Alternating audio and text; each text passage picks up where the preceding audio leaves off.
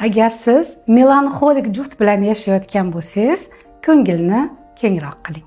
Ha, u juda tez xafa bo'ladi. Hatto haftalab arazlab yurishi mumkin. U ko'p o'ylaydi, ko'p shubhalanadi. Hatto mayda-chuyda gaplarga ham e'tibor beradi. Juda sekin qaror qabul qiladi. 7 o'lchab, 1 kesadi. Ba'zida bu narsa sizga og'ir tuyulishi mumkin. Lekin melanxoliklarning bitta zo'r plyus tomonlari bor. Ular eng sodiq juft hisoblanadilar. Ular shunchaki sevmaydilar. Ular butun vujudlari bilan sevadilar.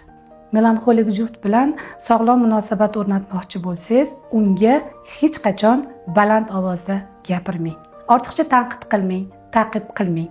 Melanxolik buni ko'tara olmaydi. Siz unga doim ishonch bering.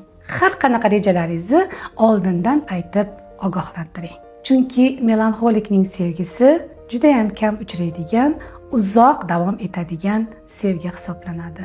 Keyingi safar flegmatik jufti bor ayollar uchun ular bilan qanday sog'lom munosabat o'rnatish haqida ma'lumot beraman. Eng saralari hali oldinda.